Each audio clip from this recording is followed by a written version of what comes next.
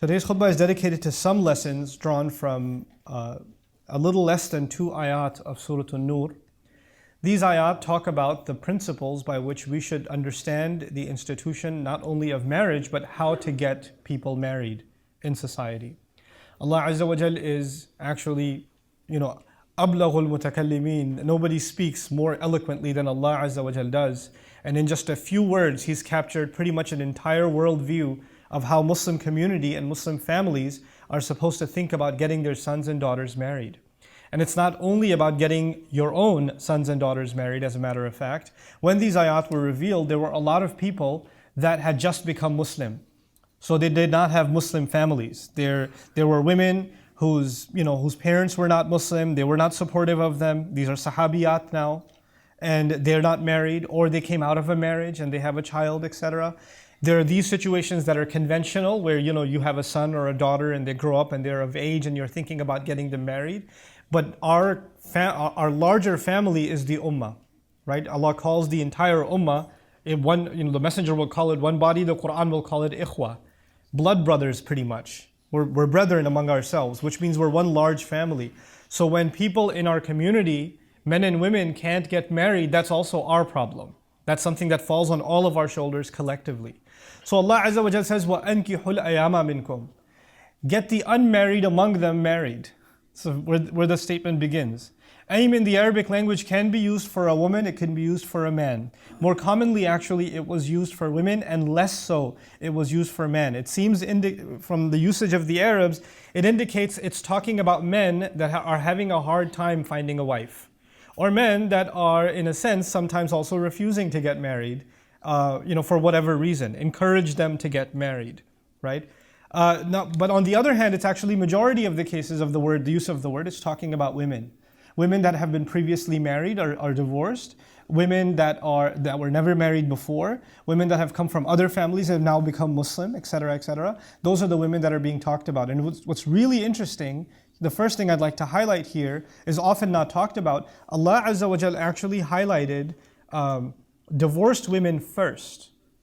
He highlighted divorced women first. And of the mothers of the believers, the wives of the Prophet ﷺ, actually preference is given. And the sunnah of the Prophet ﷺ is to marry divorced women or widows.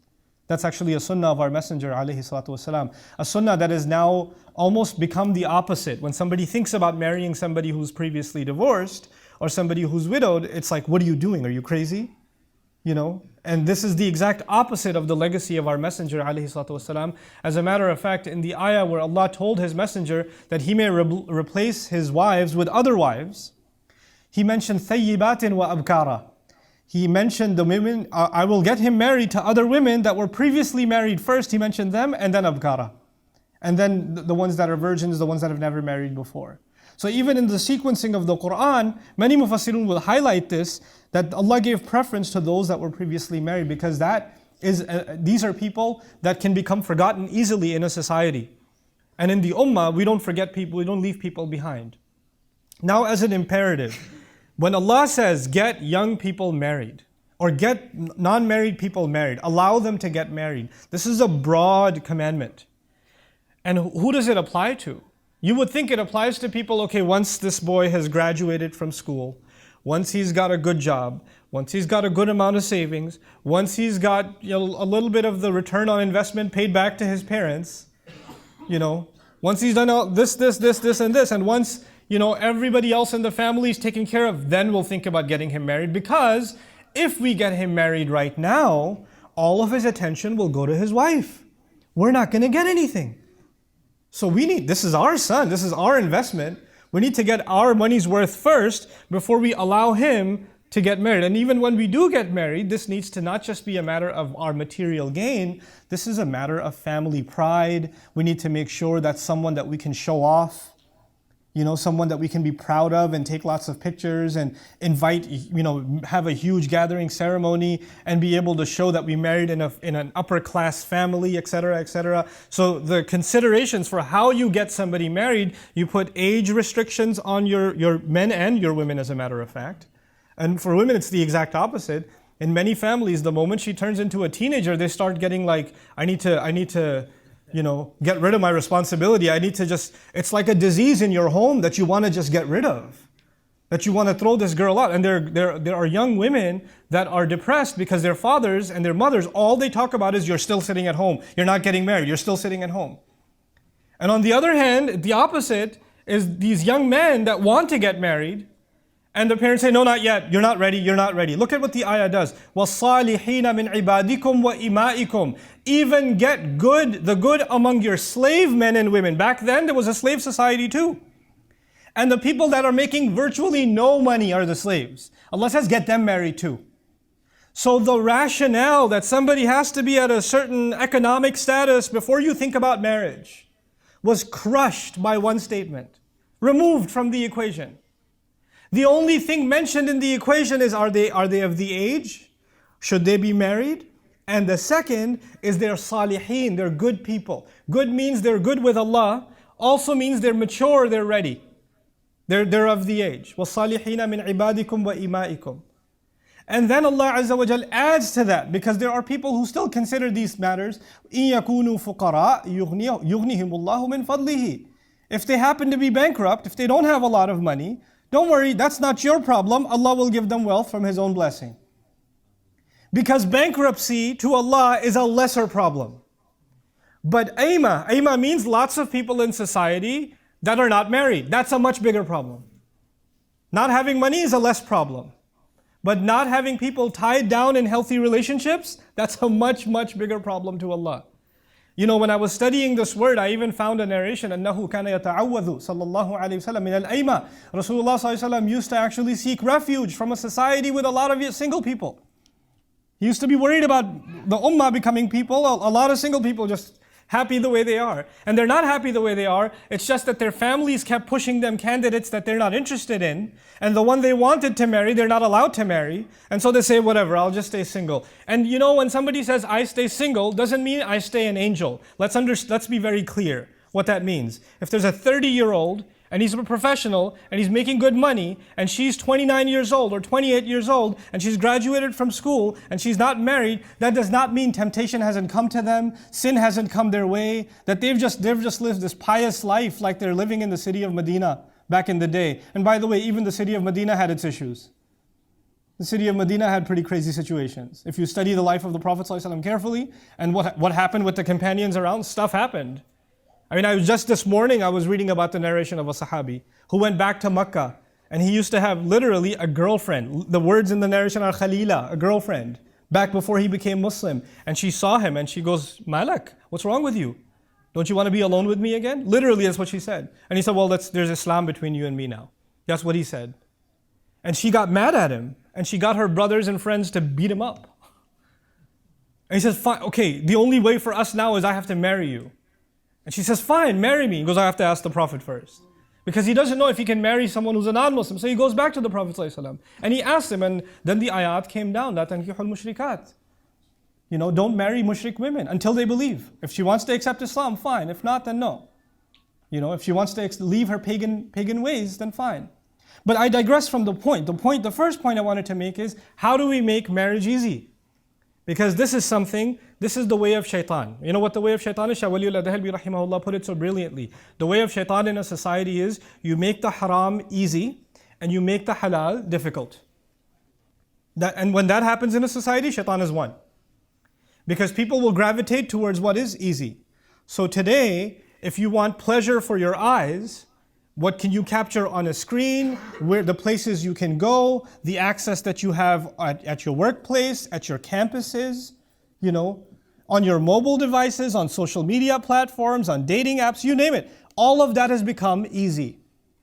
And while the door to haram, to fulfill, because human beings, men will have desire for women, that's something Allah put inside them. It's not going to go away. Women will want companionship. It's something Allah put inside, it's in their nature. That's why families come together anyway. When that is the door to the unhealthy, the filthy, the impermissible is wide open. And then that young man comes to his parents and says, I think I need to get married. I know I'm only in my 3rd year of college, but this is getting out of hand, Mom. This is getting out of hand, Dad. And he doesn't say, Dad, my hormones are driving me crazy. Man, the girls on campus, I don't even know what to tell you. Seriously though, This one girl keeps texting me out. He's not going to talk like that to his dad or his mom. He's just going to say, Mom, I think I need to get married. He's going to code it in a nice way. And then what do parents do? They humiliate this young man. Oh, can't hold it in, huh? Can't control yourself? Well, I was 40 when I got married, and your father starts giving you lectures. Like, how are you 40? You're 50 now. So what we've done as parents oftentimes is oppress and suppress what naturally Allah put inside of us, especially in a time when the haram is wide open. Then you have to go out of your way to make the halal easy. You have to go out of your way, and you can only battle the haram by opening the doors to the halal. And to be able to say to our young men and women, this door is open for you. Before you ever even think about making a mistake, come talk to us. Let us know. Look, your family pride, you wanted your son or daughter to marry somebody within the race, within the city, within the village, within the extended cousins. God knows what you had in mind for them. You had all these dreams for them. If you wanted to have them marry within the village, why didn't you stay in the village? Why did you bring them here? Why did you let them go to college? Why did you let them see the world? You were trying to pretend that the world is still what it was. It's not. The world has changed. The world was even different from the Meccan Sahaba. When they moved to Medina, the Sahaba noticed these are not like women of Mecca. This is different. Society was different for them. When people migrate, there's a new society. And we have to adapt to that. And to refuse to accept that is a form of oppression. It actually goes against the ayah that says, allow people to get married. Open that door up. Which comes to the next point. When some proposal comes your way, you have daughters. Like I have daughters. May Allah Azza wa Jal help all of us who have daughters. And sons too. I'll throw them in the dua. But but if you have daughters and some proposal comes, she's of the age, it's a good match, she likes him, it's okay to ask, do you like him? It's not haram to ask. It's actually an important thing to ask. Do you like him? She says, I don't like how he looks. Done. Finished. You can't force them anymore. I'm not attracted to him. Astaghfirullah. That will come. Allah will put it in your heart. No, it won't. That's not how it works. If she says, I don't like him, he's too fat, he's too short, he's ugly, I don't like his personality, whatever she says, she doesn't even have to give you a reason. She doesn't. She could just say no. That's it. And by the way, later on in this ayah, I won't get time to get to it, but I'll just refer to the phrase, وَلَا تُكْرِهُ فَتَيَاتِكُمْ عَلَى الْبِغَاءِ. Don't force your young girls to rebellion. That's the phrase in the Quran. Don't force your young girls to rebellion. And the immediate interpretation actually of it was, don't make young women go into prostitution. Because in Medina, that's what they did with slave women. They used them to make money off of them as pimps, and they used to literally pimp them in the streets. That's what they did. And Quran came and spoke against that. But the phrasing Allah used wasn't just about prostitution. He made it wide open. Why is it wide open? When you force a woman to get married to someone she doesn't want to marry, when you put emotional pressure on her and say, if you don't marry him, nobody's going to marry you, your family's going to be humiliated, we've already printed the cards. When you do this kind of thing to your girls and you get them married, and then emotionally they're not in that marriage, they're still human beings. A human being still needs companionship. A human being still wants somebody who they can be attracted to, who they can find comfort in. That desire does not go away. And that desire will now be fulfilled by fantasy, by them thinking about things, by late night going on social media, by other things. You force them into rebelling against Allah because you forced them into a marriage they didn't want to begin with. This is لا تكرهوا فتياتكم على البغاء also. Don't push this on your daughters. But coming back, this is about men and about women. The young men of our community actually have to now stand up for themselves and have to say, I'm ready to get married. And I have somebody in mind. And that's the next thing I want to share with you. When it comes to, you want a marriage that lasts forever. Like we want our boy to have the perfect girl. Good luck with that, by the way. Because perfection is not going to happen in this, and your boy isn't perfect. Let me tell you. If you don't know, let me tell you. We're all human beings, and human beings have flaws, and sometimes things work, and sometimes things don't work. But let me tell you, when a young man and a young woman are old enough to get married, that actually means they're old enough to make their own choice. Let me repeat myself. When they're old enough to get married, they're old enough to make their own choice. And maybe you don't like their choice. And your job and my job as parents is to advise them and say, I don't think this is a good choice. I think that you could do better. By the way, as a parent, I think I'm always going to say you could do better. I'm always going to say that. But maybe you think this is a mistake.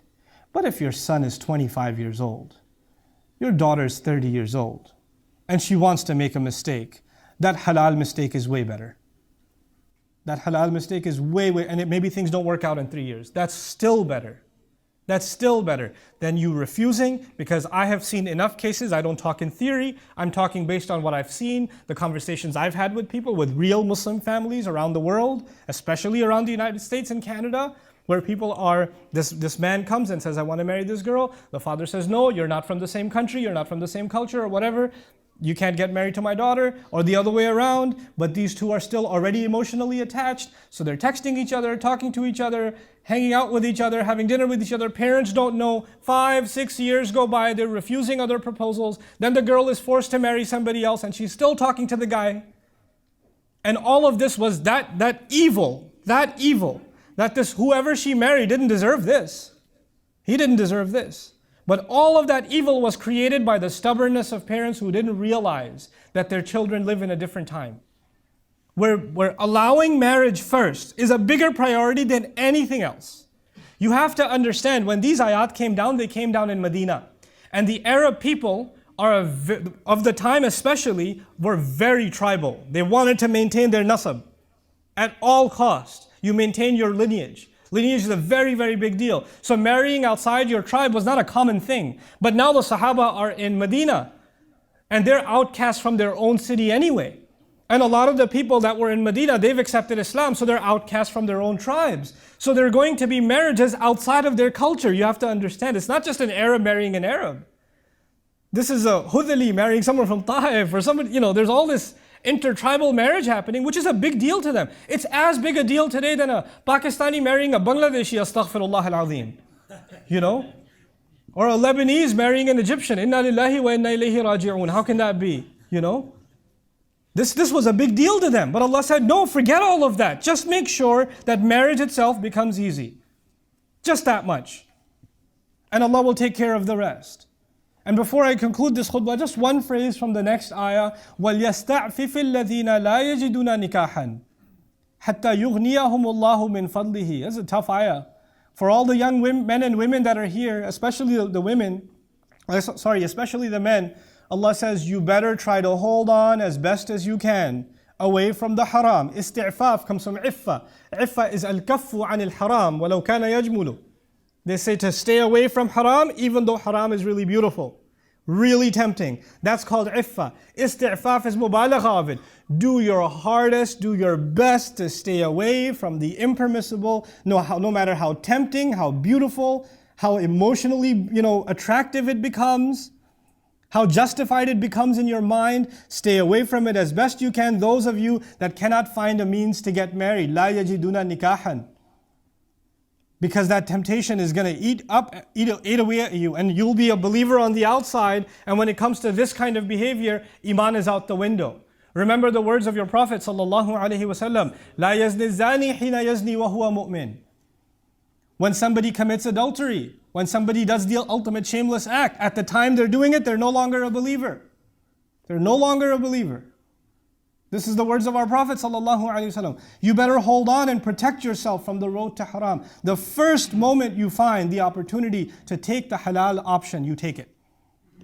You take it. And the first, notice in these ayat, the first conversation was actually to the community and to the society. They were supposed to make things easier. And by the way, today, in our times, that is the role of the masjid. Where are good Muslims going to meet other good Muslims? You tell me, at the mall? Where are they going to meet? At the hookah place? Where are they going to find each other? If our families, men, women, children, if they start coming to the masajid, then families start getting to know each other and connections start forming.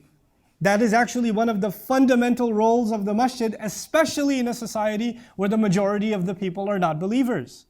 That's what's supposed to happen.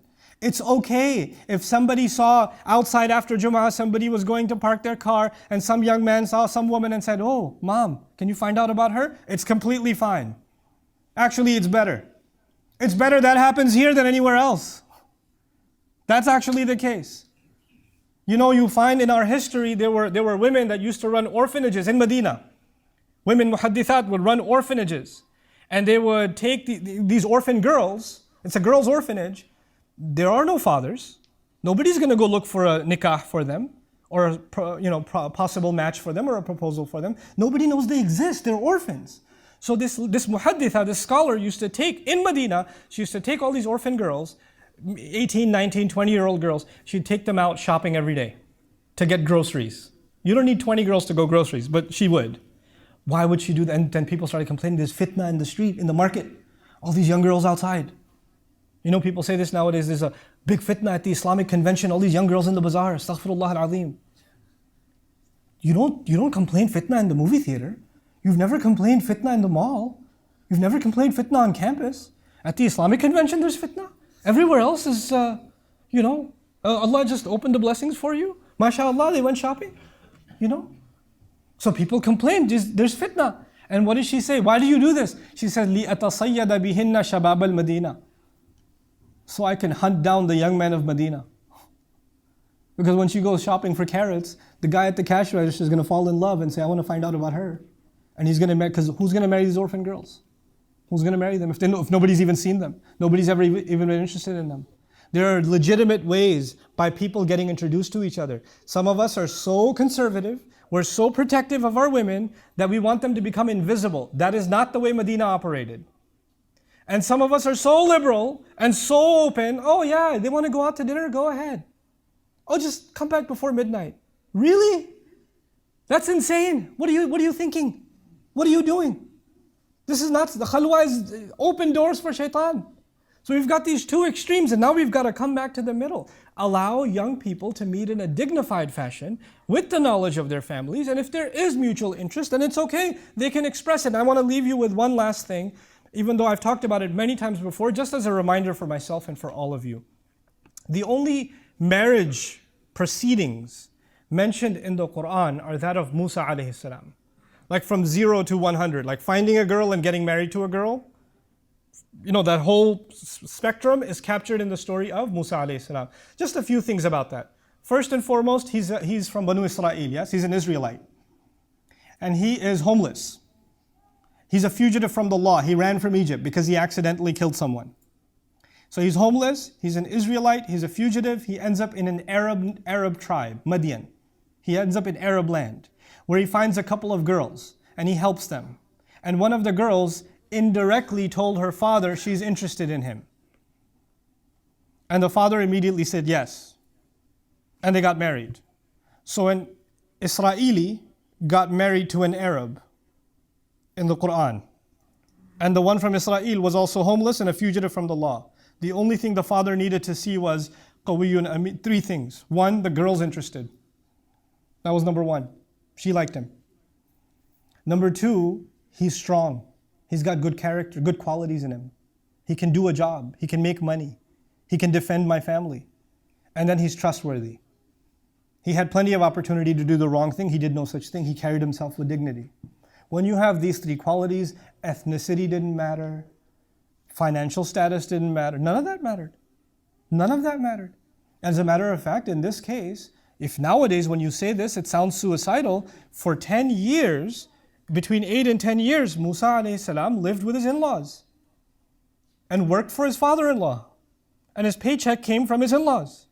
Today when you say to somebody, hey, where do you work? Oh, I work for my father-in-law and I live with them too. Well, what a guy. This is a real man? This is a man even? He lives with his in-laws? You want to question the manhood of Musa alayhi salam? See what happens to you. Because you don't want to get punched by that man alayhi salam. What I'm saying is there are sometimes unusual situations. And Allah mentions them on purpose in the Quran because sometimes the marriage is going to be under unusual situations. Not every situation can be ideal. And in your family, if there's an unusual situation, don't sit there and cry, why couldn't we have a normal kind of situation? That's okay. Life is not about normal. Actually, when you dig deep in every family, there's no such thing as normal. Every one of us is weird. Every one of us has strange situations in their family. So we have to adapt, and we have to be flexible, and we have to be merciful to our coming generation, allowing them to get married in a healthy way, and having that open conversation with our sons and with our daughters. May Allah Azza wa Jal bless this community with healthy marriages. May Allah Azza wa Jal allow us to do right by our children, and our children to do right by their children in raising children on Islam. Barakallahu li wa lakum fil Qur'an al-Hakim, wa nafa'ani wa iyyakum bil ayati wa dhikr al-Hakim.